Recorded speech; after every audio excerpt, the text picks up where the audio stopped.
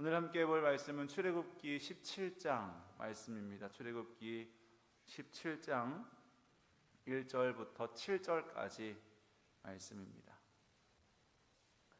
구약 108쪽에 있습니다. 출애굽기 17장 1절로 7절 말씀 우리 함께 교독해서 봉독하겠습니다.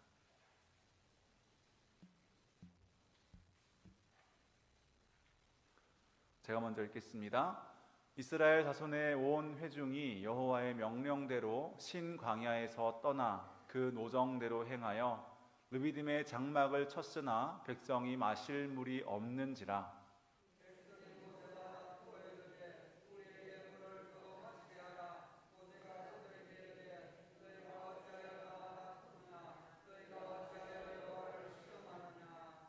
거기서 백성이 목이 말라 물을 찾음에 그들이 모세에게 대하여 원망하여 이르되 당신이 어찌하여 우리를 애굽에서 인도해 내어서 우리와 우리 자녀와 우리 가축이 목말라 죽게 하느냐.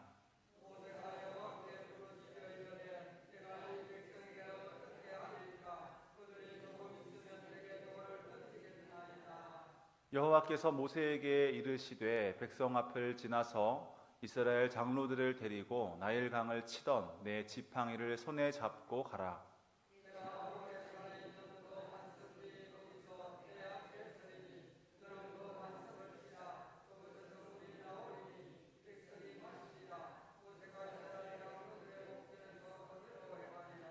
함께 읽겠습니다.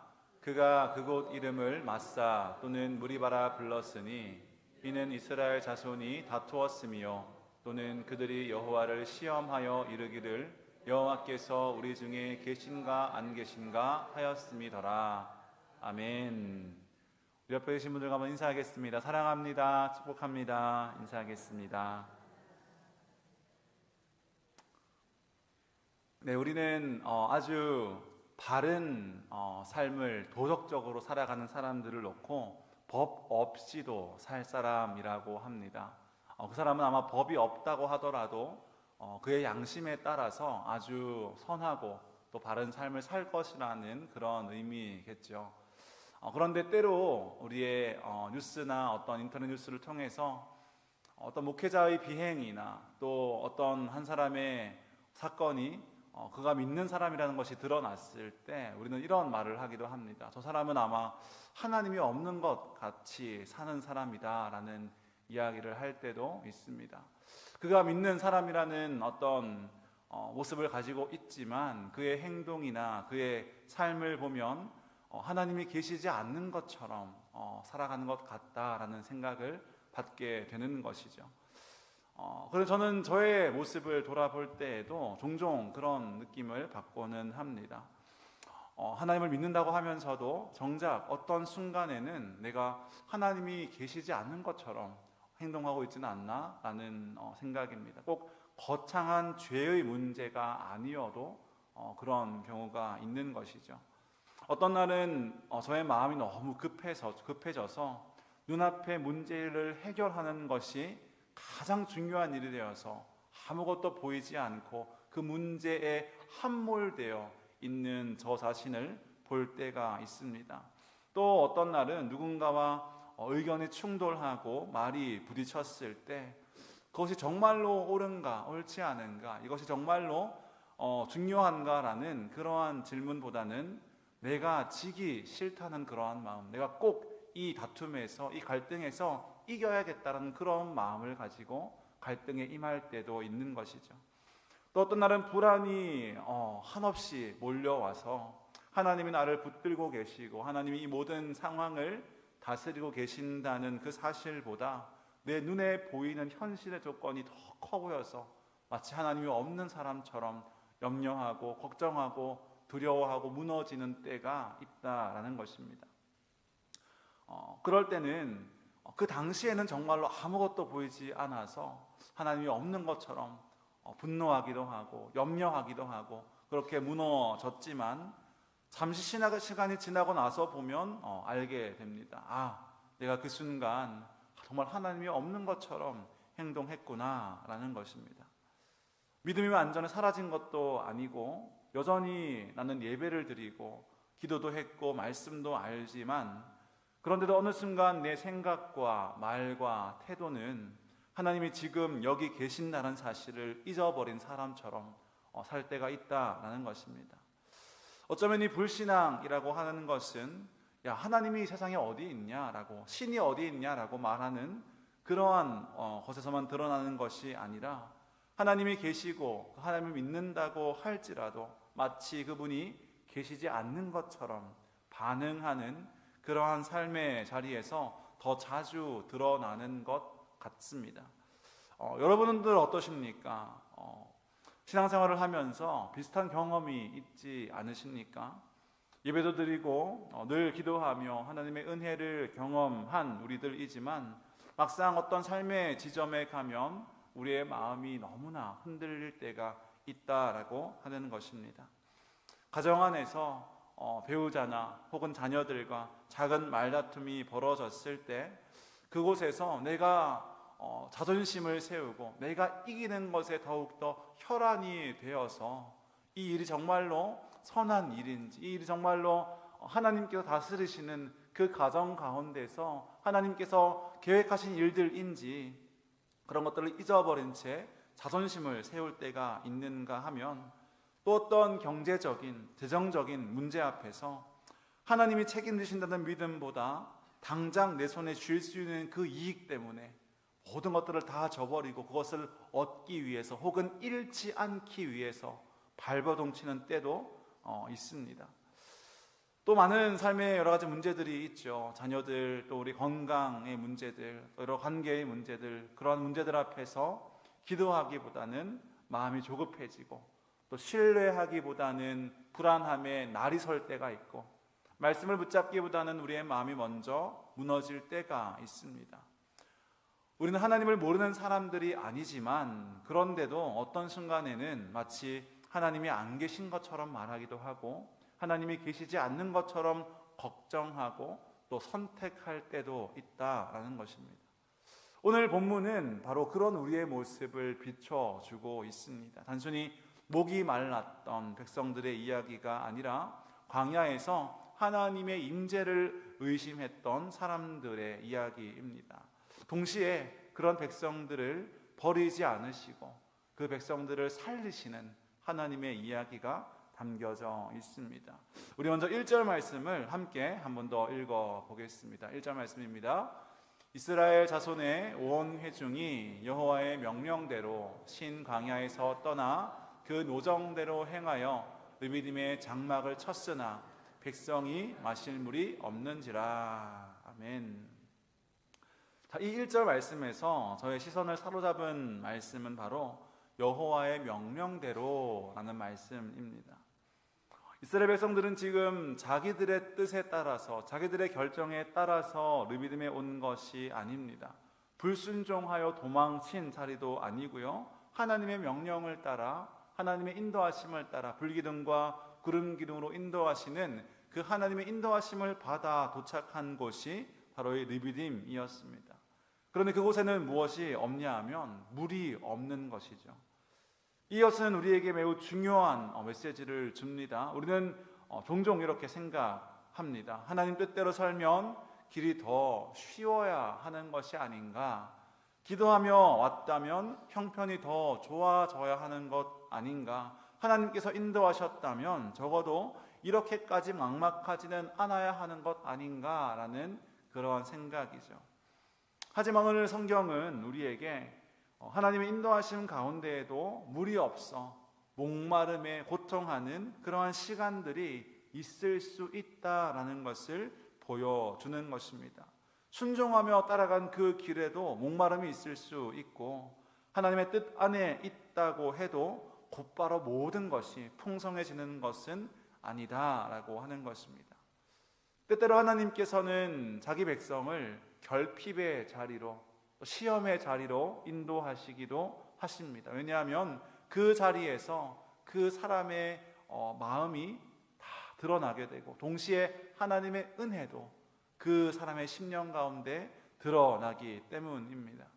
그렇기 때문에 사랑하는 성도 여러분, 지금 여러분의 삶 가운데 혹 하나님의 인도하심을 따라온 그 자리임에도 불구하고 물이 없는 목마름과 고통과 두려움이 찾아오는 그러한 자리에 있다고 한다면 그 시간을, 그 자리를 하나님이 계시지 않는, 하나님이 인도하시지 않는 하나님의 부재의 자리로 해석하지 않게 되기를 간절히 소망합니다.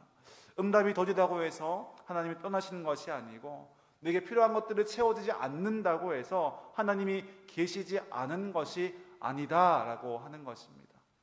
하지만 우리는 너무나 성급하게 모든 것들이 잘 안 될 때, 잘 풀리지 않을 때 이것이 하나님의 뜻이 아닌가, 내지는 하나님이 나와 함께 하시지 않는가라는 것을 너무나 빨리 단정 짓는 그러한 습관이 우리 가운데 있다라고 하는 것입니다. 하지만 그러한 자리일수록 하나님께서 더욱더 우리에게 역사하시는 자리가 될 줄로 믿으시기를 바랍니다. 우리를 테스트하시는 자리이겠지만 그 자리는 나의 연약함을 보게 하시고, 하지만 하나님께서 내 삶을 어떻게 바꾸시고 인도하시고 책임지시는지를 경험할 수 있는 자리가 된다라고 하는 것이에요. 그렇기 때문에 어려운 상황에 찾아왔을 때, 결핍의 순간에 찾아왔을 때, 도무지 이해되지 않는 고통의 순간에 찾아왔을 때, 그때야말로 하나님께서 내 삶 가운데 일하시고 역사하시는 시간인 줄로 믿고 그분을 신뢰함으로 나아갈 수 있는 저와 여러분 될 수 있기를 간절히 소망합니다. 그리고 이어지는 말씀을 보면 그 백성들의 진짜 문제가 무엇이었는지가 드러납니다.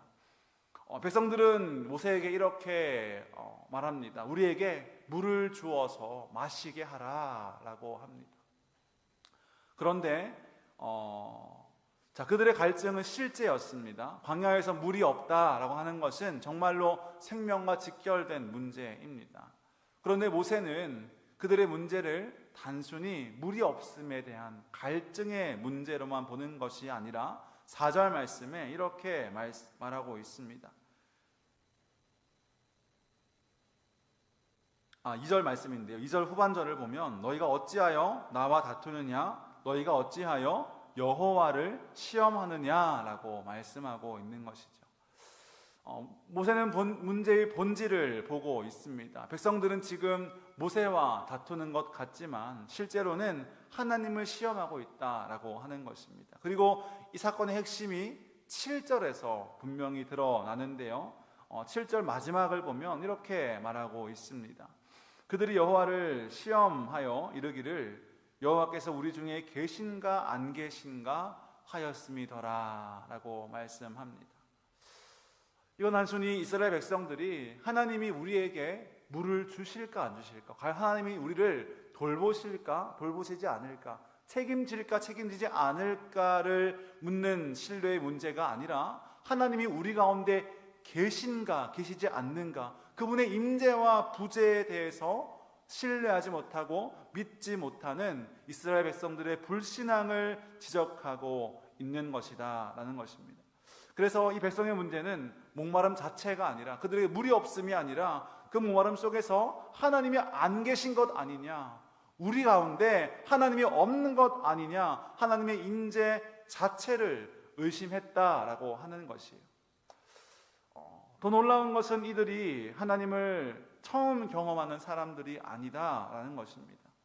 그들은 이미 홍해가 갈라지고 그들이 마른 땅을 건너온 사람들입니다. 또 마라의 쓴물이 단물로 바뀌는 것을 경험했고요, 만나가 매일 아침 만나를 통하여 매일 아침 그들을 먹이시는 하나님을 이미 경험했던 사람들입니다. 하지만 지금 또 흔들리고 있는 것이죠. 또 원망하고 또 의심하며 하나님이 우리 중에 계신가, 정말로 하나님이 우리와 함께 하시는가 라고 말하고 있는 것입니다. 이 대목에서 우리 자신을 한 번 더 돌아보기를 원합니다. 왜냐하면 우리의 모습도 그와 같기 때문이죠. 우리도 하나님의 은혜를 여러 번 경험하고서도 막상 내 앞에 당면한 문제와 현재의 결핍 앞에서 금세 흔들리는 우리의 모습을 보기 때문입니다. 또 그 앞에서 우리는 올바로 선택하지 못하고 올바로 반응하지 못하고 마치 하나님이 정말로 없는 것 같이 두려워하며 반응하는 우리의 모습을 발견하게 됩니다. 만일 우리가 가정 안에서 또 누군가와의 관계에서 그 일의 정말로 핵심을 바라보는 것이 아니라 그 일의 옳고 그름을 정말로 잘 따지는 것이 아니라 내가 그 상대방에게 이기는 것이 더 중요하다면 그 순간에는 하나님이 계시지 않는 것처럼 행동하는 것이 되겠죠. 큰 경제적인 손해가 걸린 문제 앞에서 하나님을 신뢰하기보다 내 이익을 지키는 것이 더 절박하다면, 어떤 사람과의 관계보다 내가 손해를 입지 않는 것이 더 중요하다면 그 순간 역시 하나님이 계시지 않는 것처럼 행동하는 것이죠. 사람들의 시선과 비교 속에서 하나님 앞에 내가 서 있는 것이 아니라 사람들의 시선과 사람들의 이목에 더욱더 매여 있어서 그것이 전부인 것 마냥 살아간다면 그 역시 하나님이 계시지 않는 것처럼 살아가는 삶의 모습이다라고 하는 것입니다.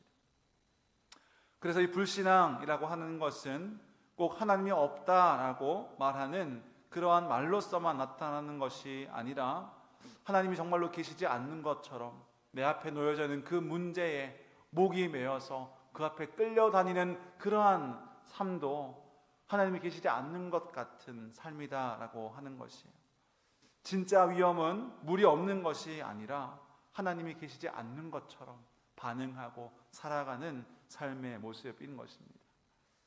자, 그런데 이어지는 본문을 보면요, 4절 말씀에 모세는 하나님께 대하여 이렇게 말합니다. 우리 4절 말씀을 함께 한번 읽겠습니다. 시작. 모세가 여호와께 부르짖어 이르되 내가 이 백성에게 어떻게 하리이까? 그들이 조금 있으면 내게 돌을 던지겠나이다. 백성은 모세를 향해서 원망하고 있습니다. 모세, 당신이 우리를 이끌어내서 이곳 광야에서 우리를 죽게 하려고 합니까? 라고 모세를 향하여 원망하지만 모세는 백성을 향하여서 맞서지 않습니다. 오히려 모세는 하나님을 향하여 부르짖고 있습니다. 여기서 백성과 모세의 방향이 다른 것이에요. 백성들은 수평적으로 내 눈앞에 보이는 그 대상을 향하여서 그들의 분노와 불안을 터뜨립니다. 눈앞에 있는 사람에게 분노를 쏟아내고 있습니다. 하지만 모세는 그 문제를 가지고 하나님께 나아가는 것이죠. 지금 이 상황이 어떠하든지 그것이 중요한 것이 아니라 이 문제를 가지고, 이 상황을 가지고 살아계신 하나님께 나아가는 것이 우리가 가져야 할 믿음의 삶의 태도다라고 하는 것입니다. 이 상황을 보니 하나님이 계시지 않는 것 같다라고 단정짓는 것이 아니라 이 상황을 가지고 하나님, 이게 과연 무슨 뜻입니까? 제가 이 상황 가운데서 어떻게 행동해야 하겠습니까? 이 상황을 통해서 저에게 가르치시고 말씀하시는 것이 무엇입니까? 라고 하나님께 그것을 가지고 나아가는 것이 주님께서 원하시는 믿음의 태도다라고 하는 것입니다. 이것이 믿음의 방향입니다. 우리는 시험이 오면, 어려움이 찾아오면 누군가를 붙잡고 그것에 대해서 따지거나 누구 때문에 일어난 일인지를 찾거나 누군가를 붙들고 싸우고 싶어 하는 것이 사람의 어떤 본성인 것 같습니다. 가까운 사람에게 나를 세우기도 하고 이 상황의 원인이 된 누군가를 찾아서 그를 공격하기도 합니다. 그러나 하나님의 사람은 그 자리에서 하나님을 향하여 부르짖는 법을 배워야 한다라고 말씀을 우리 가운데 알려주고 있는 것이에요. 혹 우리는 내 마음 가운데 쌓여있는 그 불안과 분노를 누구에게 쏟아내고 있으십니까? 가족입니까? 배우자이십니까? 혹은 자녀입니까? 아니면 동료들입니까?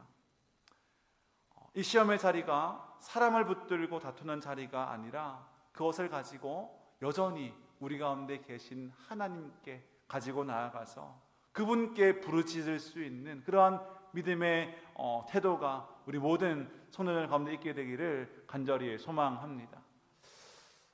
그리고 하나님께서는 그러한 백성들을 버리지 않으시고 이제 반석에서 생수를 내시는데요, 이때 놀라운 것은 하나님의 응답의 방식입니다. 하나님은 그 백성들을 향해서 그들을 원망하거나 그들을 어떻게 다그치거나 그들을 포기한다고 말씀하시거나 그들을 꾸짖지 않으시고 이렇게 말씀하십니다. 6절 말씀을 보면 이렇게 말씀하시는데요. 함께 6절 말씀을 읽겠습니다. 시작. 내가 호렙산에 있는 그 반석 위 거기서 내 앞에 서리니 너는 그 반석을 치라. 그곳에서 물이 나오리니 백성이 마시리라. 모세가 이스라엘 장로들의 목전에서 그대로 행하니라. 아멘. 하나님은 그 백성들의 죄를 정죄하시고 그들을 심판하시는 방식으로 반응하지 않으십니다. 그들의 원망과 의심과 불신앙은 분명히 하나님 앞에 죄가 되는 것이었습니다. 그래서 곧 이름을 마사, 시험했다, 그리고 무리바, 다투었다라고 붙이기도 하십니다. 하지만 하나님께서는 그 백성들을 먼저 살리시고 그들의 목마름을 채우십니다. 그 방법은 무엇이냐 하면 내가 그 반석 위에 설 것이고 너는 지팡이로 그 반석 위를 치면 그 반석에서 물이 나올 것이다 라고 하는 것이에요. 다시 말하면 하나님이 계신 그 반석을 칠 때 물이 나올 것이다. 생명을 너희에게 줄 생수가 터져 나올 것이다 라고 말씀하십니다. 이 장면은 단순한 어떤 기적이 아닌데요, 사도 바울은 이 사건을 가지고 이렇게 해석하고 있습니다. 고린도전서 10장 1절로 4절 말씀인데요, 제가 읽겠습니다. 형제들아, 나는 너희가 알지 못하기를 원하지 아니하노니 우리 조상들이 다 구름 아래에 있고 바다 가운데로 지나며 모세에게 속하여 다 구름과 바다에서 세례를 받고, 이것은 홍해를 들어갔다가 나온 그 백성들이 그것이 마치 세례와 같았다라고 말하고 있는 것입니다. 그리고 이어지는 3절과 4절 함께 읽겠습니다. 시작. 다 같은 신령한 음식을 먹으며 다 같은 신령한 음료를 마셨으니 이는 그들을 따르는 신령한 반석으로부터 마셨음에 그 반석은 곧 그리스도시라. 아멘. 신령한 음식을 함께 먹었다라는 것은 하나님께서 주신 그 만나를 함께 먹었다는 의미이고요, 다 같은 신령한 음료를 마셨는데 그것은 신령한 어떠한 반석으로부터 나왔다. 오늘 이 모세가 물을 낸 반석을 말하고 있는 것입니다. 그리고 그 반석은 누구십니까? 바로 예수 그리스도이시다라고 말씀하고 있습니다. 광야에서 반석을 친 후에, 하나님께서 계신 그 반석을 친 후에 터져나온 생수가 이스라엘 백성들을 살린 것처럼 십자가에서 자기 몸이 상하신 예수 그리스도를 통해서 우리를 살리시고 우리를 회복하시고 우리에게 생명을 허락하시는 그것이 바로 그들과 우리에게 주어진 복음이라는 것을 믿을 수 있기를 간절히 소망합니다.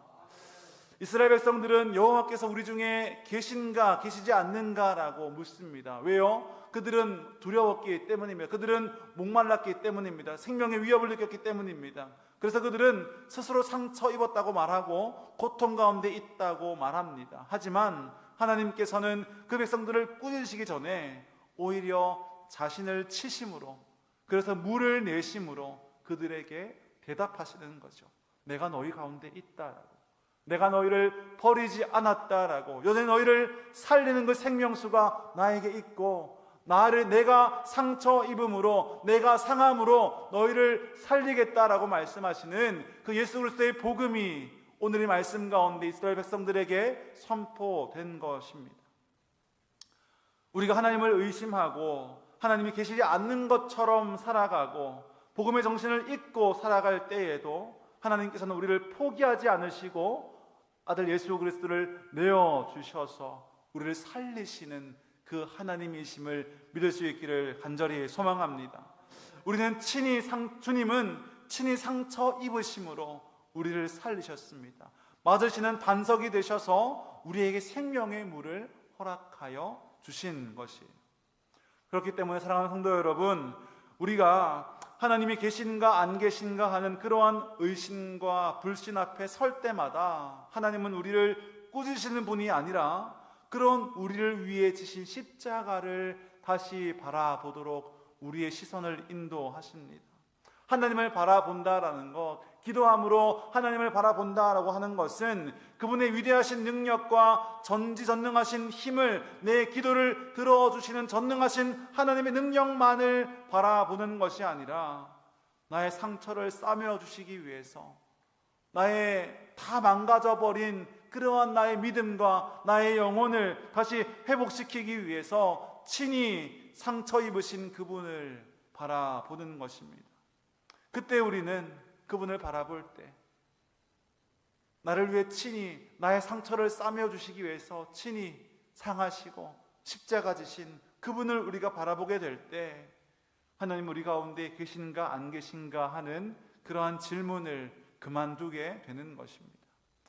그러나 또 흔들릴 수 있습니다. 또 잊어버릴 수 있어요. 또다시 주님 정말로 계십니까? 라고 묻는 그 자리까지 갈 수 있습니다. 그렇다 할지라도 하나님은 같은 방식으로 여전히 내가 너와 함께 있다.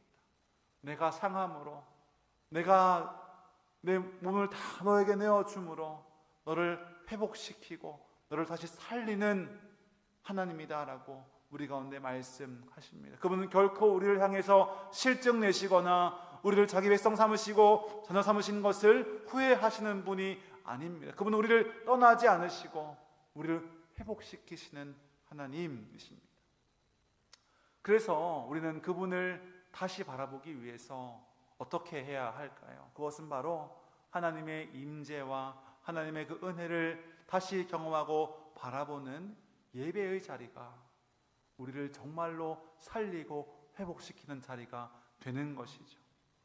그 예배만이 하나님의 은혜를 경험하고 하나님의 임재를 바라보고 나를 향한 주님의 말씀을 듣는 그 예배의 자리가 우리에게 생명이 되는 이유는 무엇입니까? 그 자리를 통해서 주님은 우리에게 내가 너를 어떻게 회복시켰고 내가 너를 어떻게 다시 살렸고 네가 붙잡아야 할 진리가 무엇인지 그 하나님의 말씀이 무엇인지를 우리에게 들려주시는 것이, 그래서 다시 복음의 정신을 회복하고 다시 하나님 나와 함께 계심을 붙잡을 수 있는 그 자리가 바로 예배의 자리이기 때문입니다. 우리는 너무나 쉽게 그 사실을 잊어버립니다. 세상의 목소리가 너무나 크고요, 늘 우리의 시선을 빼앗는 많은 SNS나 유튜브나 핸드폰은 늘 하나님이 아니라 우리의 불안과 염려를 더 크게 만드는 것에 특화되어 있는 것 같습니다. 그것들이 주는 불안과 비교와 염려가 날마다 우리의 눈과 귀를 점령하고 우리의 마음을 흔들고 있기 때문입니다. 그러다 보면 어느새 우리도 하나님이 안 계신 것처럼, 정말로 돈이 전부인 것처럼, 정말로 어떤 힘이 전부인 것처럼 그렇게 말하고 선택하고 반응하며 행동하는 것이죠. 그때 우리는 예배가 필요한 것입니다. 예배를 통해서 하나님의 말씀을 듣게 되고 예배를 통해서 함께 그 길을 걸어가는 믿음의 동료들이 많이 있다는 것을 확인하고 서로를 위해 기도하며 서로에게 말씀의 진리를 말해주며 함께 그 길을 걸어가는 능력자가 우리 가운데 있다는 것을 보게 될 때 우리는 다시 하나님이 계신 그 자리로, 하나님을 붙잡는 그 자리로 나아갈 수 있게 되는 것입니다. 그래서 예배는 하나님께서 우리를 다시 그분의 백성으로, 그분의 자녀로 초대하시는 곳이고요, 다시 하나님이 우리 가운데 늘 계시다는 사실을 듣는 시간입니다. 다시 잃어버렸던 영혼이 생수를 마시는 시간이고 다시 하나님이 우리와 함께 계심을 배우고 듣는 시간이 되는 것입니다. 그래서 우리의 영혼이 메마를수록 더욱더 예배의 자리에 힘써 나아갈 수 있는 저와 여러분 될 수 있기를 간절히 소망합니다. 흔들릴수록 더욱더 말씀 앞으로 나아가는 저희들이 되기를 원합니다. 우리의 목마름이 더욱더 커질수록 생수의 근원이신 주님 앞으로 나아가서 그 말씀으로 우리의 영혼을 채워갈 때 그때 우리의 믿음이 다시 한번 일어서게 되는 것입니다. 그 말씀을 붙잡을 때 우리 안에 그 말씀이 다시 살아나면 우리의 가정은 조금씩 변화되게 될 것이에요. 우리 가정에서 크고 작은 다툼이 있을 때에도 이기는 것보다 우리 가정이 주님의 은혜 안에, 주님의 통치 안에, 그 다스림 안에 있다는 그 사실이 더 중요해지겠죠. 누가 이기는 것이 중요한 것이 아니라 하나님께서 우리 가정을 붙들고 계시기에 내가 하나님께 나를 맡기고 이것들을 내어줄 수 있는 그 자리로 나아갈 수 있게 되는 것입니다. 그것이 하나님이 계신 것처럼 살아가는 삶의 방식이겠죠. 부모가 자녀를 대할 때에도 분노로 반응하는 것이 아니라 하나님께서 저 아이를 다스리고 계시고 저 아이를 책임지시고 나는 할 수 없지만 주님께서 살아계시기에 이 모든 것들로 사랑교를 인도하실 것이라는 믿음을 가지고 반응하게 될 것입니다. 걱정과 염려가 밀려올 때마다 우리는 현실을 외면하지 않으면서도 그 모든 현실보다 크신 하나님을 기억하게 되는 것입니다. 우리 공동체도 마찬가지 아닐까요? 누군가가 연약해졌을 때, 누군가가 어려움을 겪었을 때 그를 정죄하고 비판하기보다 나 또한 광야에서 흔들릴 수 있는 사람이라는 것을 기억하고 나 또한 그분의 은혜로 이렇게 되어진 것을 기억하면서 그를 정죄하고 비난하는 것이 아니라 오히려 품고 기도하게 되는 것입니다. 그것이 하나님이 계신 공동체이겠지요. 서로의 필요를 보면서 함께 기도하는 공동체가 될 것이고, 예배는 생명이 되고 말씀은 우리를 살리시는 하나님의 능력과 음성이 되게 될 것입니다. 그래서 그때 우리 공동체는 하나님이 우리 중에 계신가 안 계신가를 늘 의심하고 시험하는 공동체가 아니라 주님이 우리 가운데 참으로 계시는구나 라는 것을 기쁨으로 선포하고 찬양할 수 있는, 고백할 수 있는 그러한 공동체가 될 것입니다. 그래서요, 우리가 이 땅을 살아갈 때에 광야에서 가장 두려워해야 할 것은 물이 없는 것이 아니라, 내 삶에 어떠한 것들이 결핍되는 것이 아니라, 우리가 가장 두려워해야 할 것은 하나님이 마치 계시지 않는 것처럼 살아가는 것입니다. 하지만 오늘 말씀은, 복음은 우리에게 이렇게 말씀합니다. 하나님은 그런 우리를 버리지 않으셨고 반석이신 그 그리스도께서 상하심으로, 그분이 맞으심으로 우리에게 생수를 내어주시고 그로 말미암아 내가 너희와 함께 있다라고 말씀하시며 하나님을 향한 불신이 가득한 우리의 마음을 회복시키시고 치유하시는 하나님의 은혜가 늘 우리와 함께 있다는 것을 경험하게 될 것입니다. 그래서 더 이상 하나님이 내 삶 가운데 계신가 안 계신가라는 그 질문에 붙들려 살아가는 인생이 아니라, 하나님 늘 나와 함께 계시고 늘 나와 동행하시며 나를 다스리시고 통치하시며 책임지시는 그 사실을 믿고 고백하며 담대히 살아갈 수 있는 여러분 될 수 있기를 간절히 소망합니다.